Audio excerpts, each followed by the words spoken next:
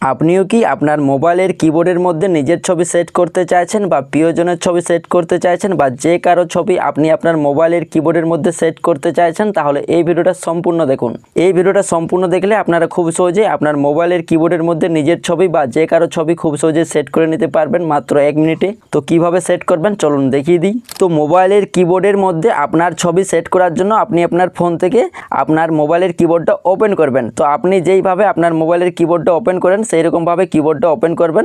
Open করার পর এইখানে উপরে একটি অপশন পাবেন সেটিংসের আইকন, এই আইকনটাতে একবার ক্লিক করবেন। ক্লিক করার পর এই পেজে আপনারা নিচে একটি অপশন পাবেন থিমস, বা অনেকের মোবাইল ফোনে মাই থিম বলে অপশনটি থাকতে পারে, এই থিমের উপর একবার ক্লিক করবেন। তারপর এই পেজটি ওপেন হবে। তো এই পেজে আপনি আপনার কিবোর্ডটিকে আরও ভালোভাবে করে নিতে পারবেন। যেমন এইখানে আপনি আপনার মোবাইলের কিবোর্ডের কালারগুলো পরিবর্তন করতে পারবেন। এইখানে আপনারা অনেক রকম কালার পাবেন, রেড, গ্রিন, আরও অনেক রকম কালার পাবেন। তো আপনি আপনার মোবাইলের যে কিবোর্ডটিকে আপনি কি কালারে করতে চাইছেন সেই কালারটা আপনি এখান থেকে সিলেক্ট করবেন।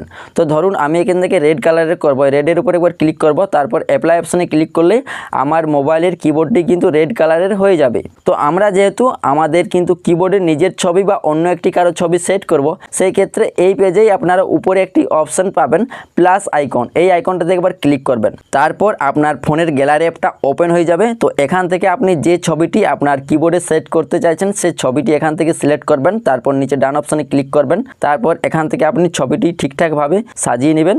ঠিকঠাকভাবে এখান থেকে আপনি ড্র্যাগ বা মুভ করে ঠিকঠাকভাবে ছবিটি বসিয়ে নেবেন। তারপর নিচে নেক্সট অপশানে ক্লিক করবেন। তারপর এইখানে অ্যাডজাস্ট ব্রাইটনেস একটি অপশান পাবেন, এটা যদি আপনি বাঁ দিকে করেন তাহলে কিন্তু আপনার মোবাইলের কিবোর্ডটি কিন্তু এখানে লাইটটি কিন্তু কমে যাবে, এবং যদি এটা ডান দিকে করেন তাহলে কিন্তু ছবিটি স্পষ্ট কিন্তু বোঝা যাবে। ঠিক আছে, তো আপনি এখানে ব্রাইটনেসটা ঠিকঠাকভাবে করে নেবেন। তারপর নিচে ডান অপশানে ক্লিক করবেন।